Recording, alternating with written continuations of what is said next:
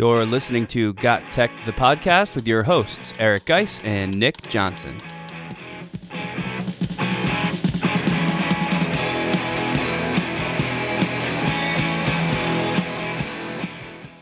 Welcome back to GotTechED the Podcast. This is episode 74 called Gamification, Green Screening, and Content Creation. In this episode, we'll talk about some highlights from 2020 and the Edtech that continues to inspire us. We'll also introduce some new tools and how we're going to use them in the new year. Finally, we'll give a sneak peek at what we're looking forward to in 2021. This is another episode you don't want to miss. Check it out.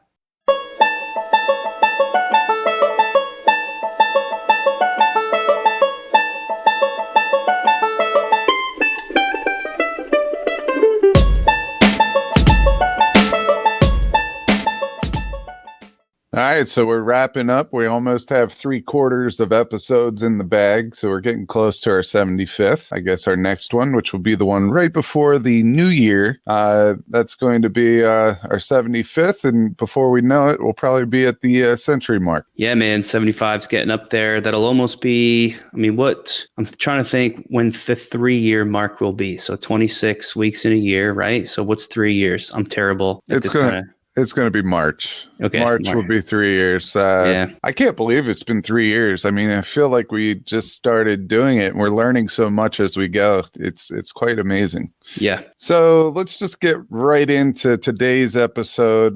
We want to wrap up 2020. And really, 2020 is always going to be something that's remembered. It's going to be the year of COVID and how it's shifted our lives. I know for us, we actually had a lot of consulting that we were going to do over this past summer. We had 10 or 11 gigs lined up, and we were very excited about it because, it was the most that we've ever had planned out at one time. And really, it's just what we love to do. We love to go in places and meet new people and try to pass on some skills that they'll be able to use in their classroom. So, yeah, that was a huge bummer, but we had the ability to, take on a lot of remote roles during this time period. So it wasn't all bad. It's been a crazy year, but there's just been a lot of great EdTech development that has come from this. When we think of our teachers that we work with, they're all getting better with tech integration and using tech tools. We're getting a little bit more creative and a little bit more intentional on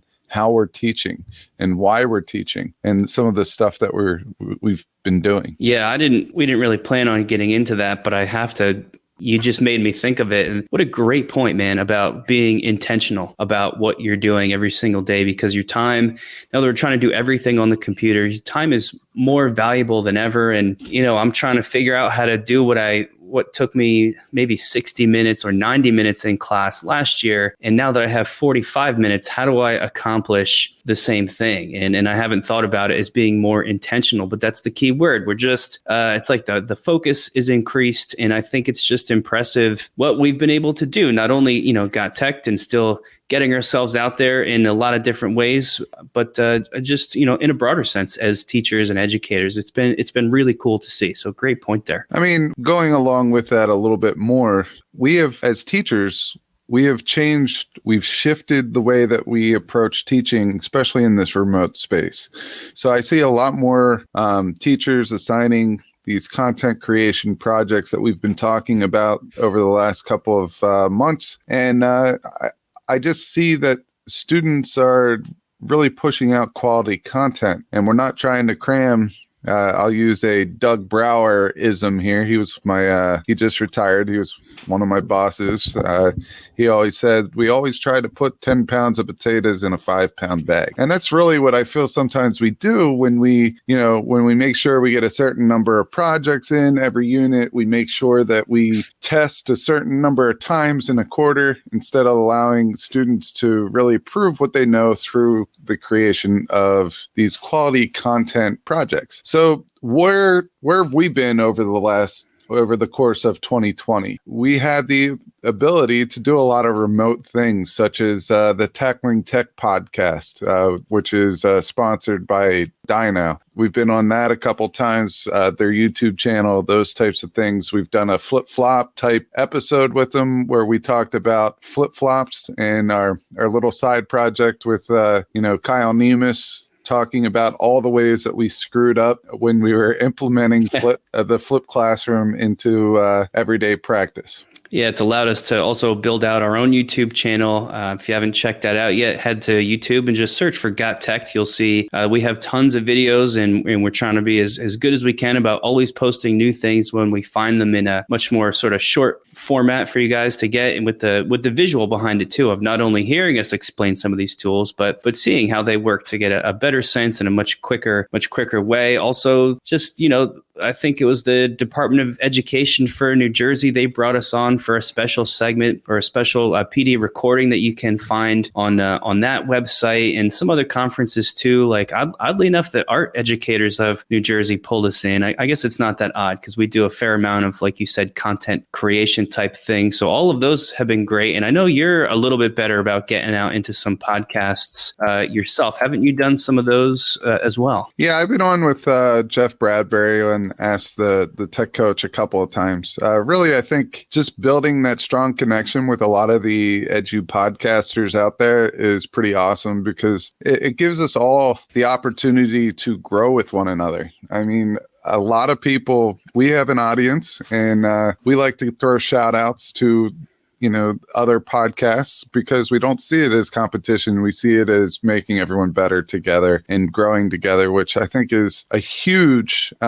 testament, not only to some of the podcasters out there, but just the relationships that we have behind the scenes. I will say this, during these challenging times with remote and virtual and hybrid teaching, we've all been talking. I mean, every podcaster that I've talked to is very happy to share their little secrets and their little tips of the trade. And we kind of pass them out to our audience, and we make sure that we give credit where credit is due. I will say one of my favorite things that we've done recently is that crossover episode with Scott Nunes in the TNT Edtech podcast. I think that episode is being well received, and a lot of feedback that we're getting is that it was just jam-packed. It took them a while to unpack what was in that episode, which I think is just a compliment to Scott's knowledge and how well we it's not like we sat down and planned out that episode for 3 months. We literally got together that day and we gave each other 5 topics, and that's the stuff that we were really passionate about, that we knew a lot about, and we really threw that out there. So even though 2020 has been tough, it hasn't been all bad. You can follow GotTechED outside the podcast at gottech.com or on Twitter at WeGotTechED.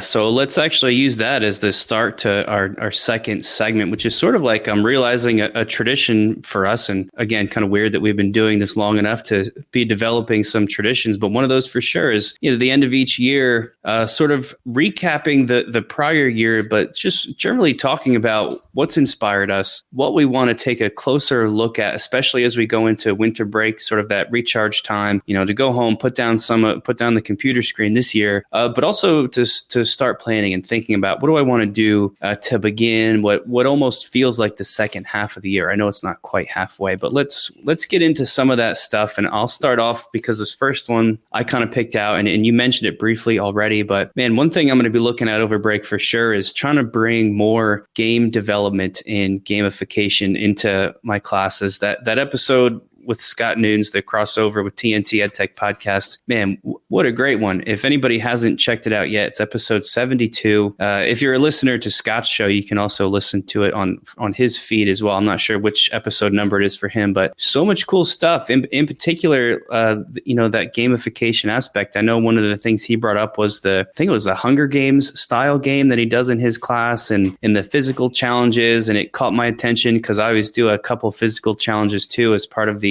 Amazing Race game that I run in my AP chemistry class. And it just really made me want to explore that a lot more. So I know that's one thing I'm going to be doing is maybe taking a day over break to just look at my Amazing Race game, which we run off of Google Sites, where each website has it's like a different country theme, and the kids have to learn something, complete a challenge, and then that leads them to the next Google site with the next challenge, of course, built off of the Amazing Race game. But just some of the stuff that Scott talked about really got the old juices flowing. And I said, man, I have to build in some of these things things to my own stuff. So for me, that's going to be a big one over break. Yeah, I mean, that was probably my favorite part of that episode, was talking to Scott about how he gamifies his classroom. Because, I mean, just hearing some of his ideas that really got my wheels turning a little bit. I mean, just hearing you talk about it right there, you said physical challenge. I'm all of a sudden thinking Double Dare.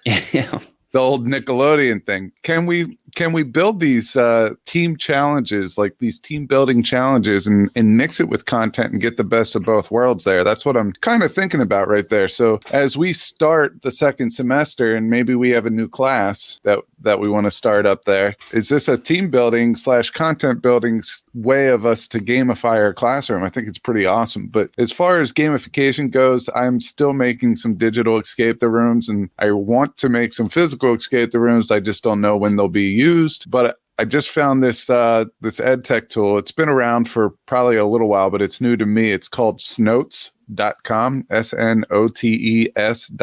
And what it allows you to do is it allows you to take 3 or 4 lines of text and it jumbles it into a little ball. And I know I'm going to probably explain this absolutely horrifically, but picture a 3D ball, a yarn ball online, and you have these 2 sliders, one that allows it to flip vertically and one that allows it to flip horizontally. And as you move it, the text from those 4 lines start to appear. And when you move it certain ways, each line shows up. And you can only read 1 line at a time, but I'm wondering if I could use that to gamify something. Maybe it's a starter clue, because it's not that hard. But if I put the clues to a crossword puzzle in there, which gives me a secret clue at the end, I could see a way that could be useful. So I want to try to play around with that a little bit. Yeah, it reminded me right away when we saw it of the red reveal codes that you used to put together. And if you haven't heard us talk about them before, this kind of grew out of the physical version of this is the red cellophane, and you kind of slide the red cellophane plastic sheet over this printed image, and it cancels out essentially, I think, the red color, and it lets shine through the other color, maybe green or something that's printed. Essentially, you can see a code word only when looking through the red cellophane, and you can mimic that by sort of like a see-through, I guess it's just a shape block, right? And do you do this in Google Drawings, I believe?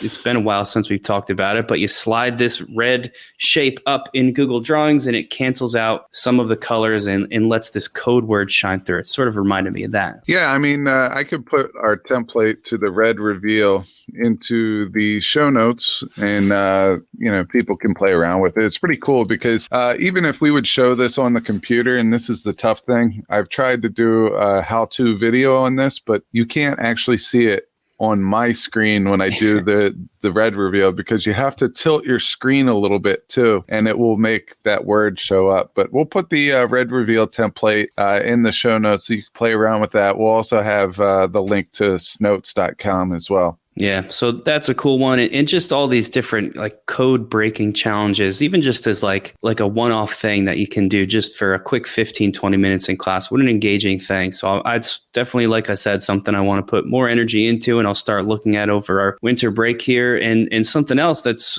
we're going to pull out of that episode too, or a recent episode, is called Book It. I think you talked about it, but Book It is just a really cool it's new to us. I don't know if it's new in general, but it's just a way to gamify your lessons. You can head there. It's bookit.com and choose a question set. You can type in your own questions, whatever you want to do. My favorite part about it is all the different almost modes, types of games that they have. So you can just choose so many different things. And then, you get a classroom code and you share it out with your kids, and they join it and they play. And it's just like this really cool, fun new thing. I know there's so many of these games out there. But that's kind of good, right? Because if you've done too many Kahoots, or Gimkit is getting a little bit old, you switch them over to Book It for a while, and you may even find some stuff here that you can't do with those other ones. So I'm excited to give that a second look too. Yeah, a lot of people are using Book It as the replacement to Gimkit, because Gimkit is now charging money, which, to be honest, they should. It's a great product, and they were allowing people to use it for so long for very little. But, it costs money to create these EdTech tools. It's the programming fees and things like that, the building it out. So I'm very happy for Gimkit. I think it is a quality service that,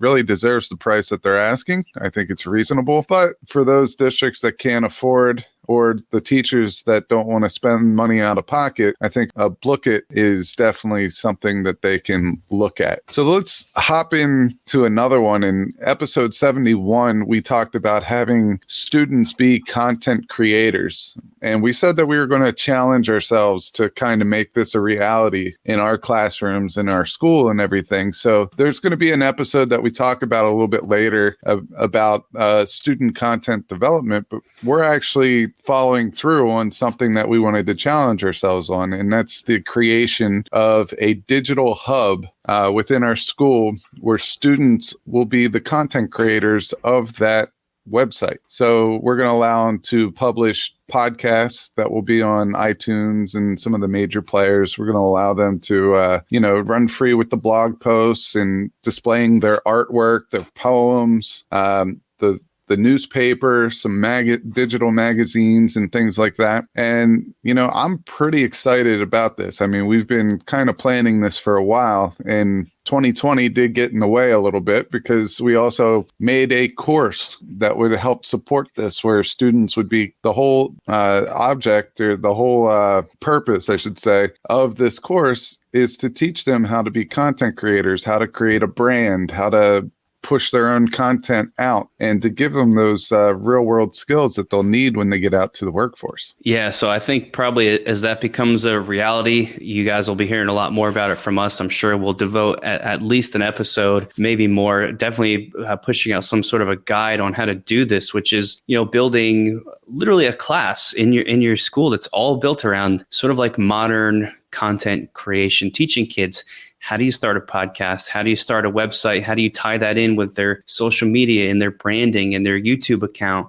And then how does that link to, their Instagram and their Facebook and their Twitter? And should they have TikTok or should they not as part of that? And just all these things. And it's sort of like the most lifelike, realistic version of that. And we're sort of just dipping our toes in the water here, but I'm super excited to really get that rolling this coming year and to learn more about it so then we can share it with everybody. And one of my favorite things, and I didn't even realize this, but is the idea of like a class podcast. And you've actually started it with your AP biologies. I'm excited once we come back in the late winter, early spring to get my AP chemistry kids doing the same thing and actually putting them in groups and having them record like an AP chemistry podcast that I can just sort of keep posting to from year to year as a repository of student generated audio content. I just think it's going to be really cool. And I think you've had a pretty good experience with that so far. Yeah, I mean, we've done 2 units so far. So I have 16 students in my class, and each unit, I break the unit down into 16 smaller topics, and I tell them that they should shoot for 4 to 5 minutes for their episode. And most of them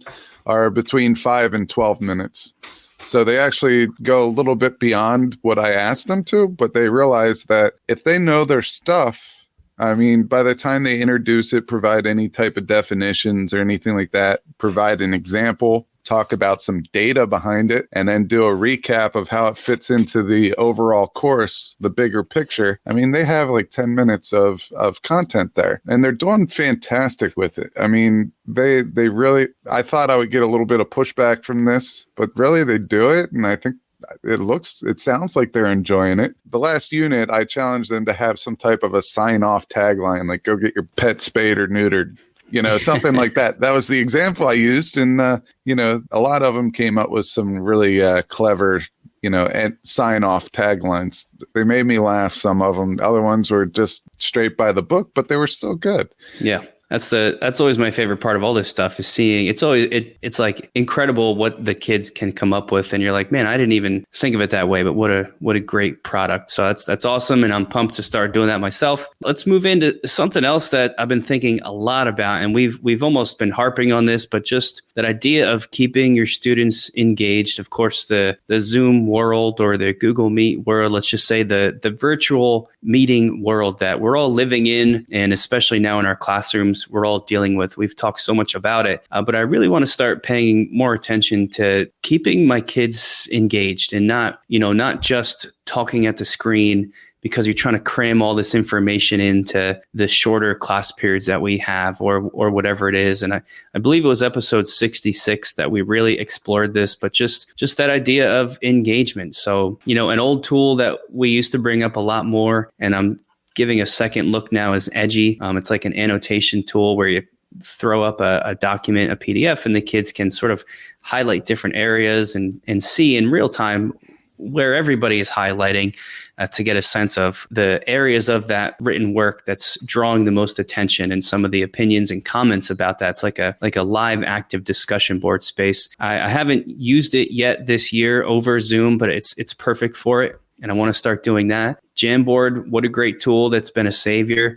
I started, just to get my kids feeling like they had a role in the class and they weren't just sitting there listening, just picking a kid, sharing that Jamboard to them. I should also say that our kids are on Chromebooks, so we can't, in Zoom at least, they can't use that annotation tool. It just doesn't work on Chromebooks. But, I'll send a Jamboard out to Josh and I'll say, okay, Josh, on this Jamboard, can you walk us through how you would solve problem 3?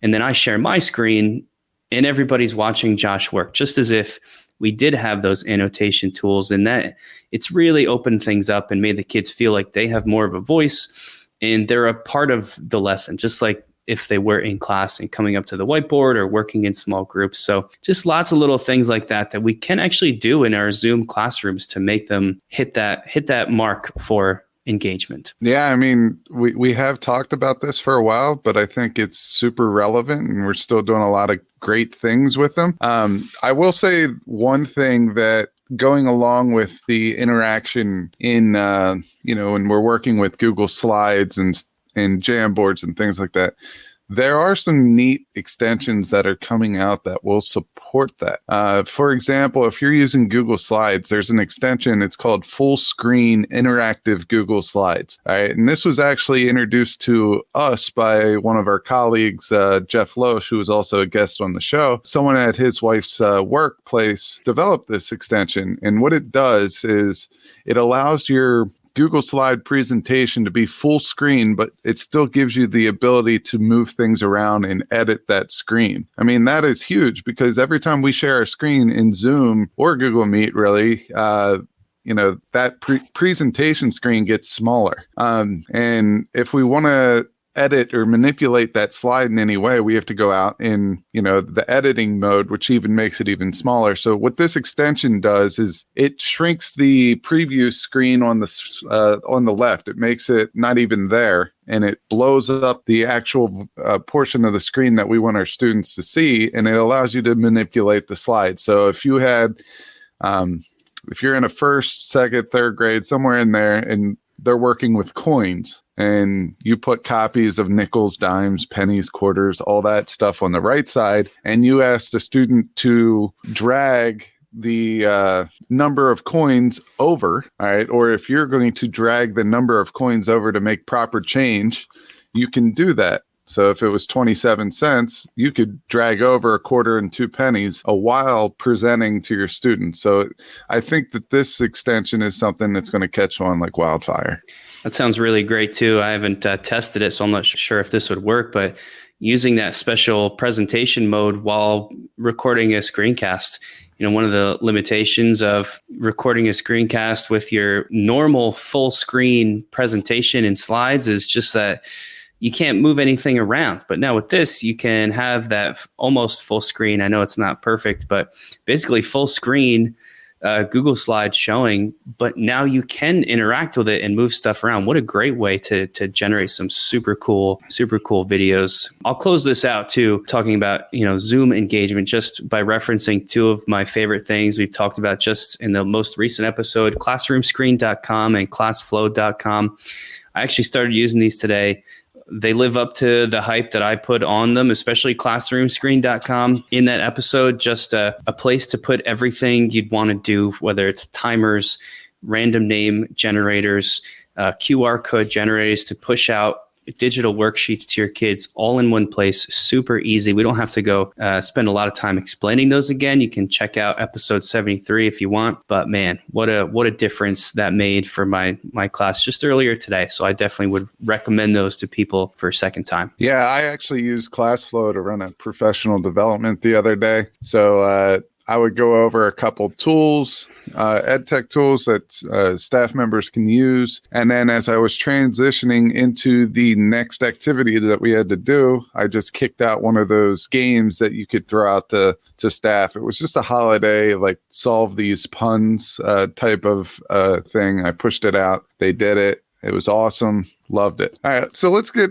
into another subject that we have really kind of grasped onto over the last month or two. Green screening with WeVideo. That's what we use to green screen. But this was episode 57 with Jen Lieben. And Jen is fantastic with WeVideo. Bruce Fleischer, he's another one that's fantastic with WeVideo. Erica Sandstrom is another one that we've kind of met through our Edji Mentor chat, who's also fantastic. There are a lot of great educators out there that are willing to share their work.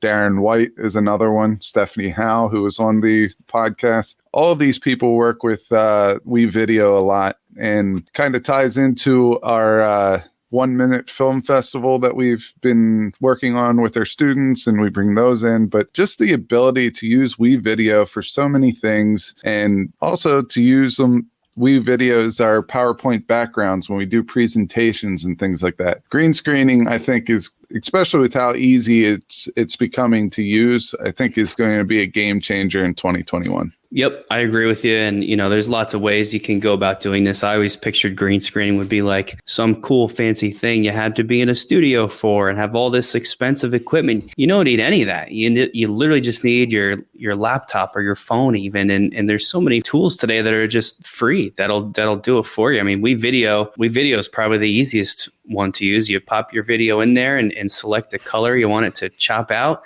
and throw in any background you want. It couldn't be simpler. And then this is something you shared that I just thought was great. And I know there's some limitations with it we found, but if you've got a PowerPoint, you can actually make that PowerPoint your Zoom virtual background and record yourself there. So this could be in a meeting, right? You've got your class and you can have your image with your PowerPoint slide behind you, or I've actually used it just as a recording tool. So like a screencasting tool. So I'll go into a Zoom meeting by myself and then make a PowerPoint presentation with, my face in front of it. And it's actually one of the higher quality green screen looks that you can get. It doesn't work super great if your PowerPoint has all kinds of animations in it, but if it's a real simple slide with just like an image and some text, what an awesome way to do that. I don't know if you did this, but I made our back to school night this year, which was of course virtual. I made my back to school night presentation for parents this way. And I think it came out super awesome. So there's lots of great ways to do this. I really love the green screen look, and I love how easy it is to use. And I think the biggest benefit of the green screen is the students love it. They buy into it so quickly. Once they realized how easy it was to use, now what they want to do is make videos in the classroom. So I think that's pretty awesome.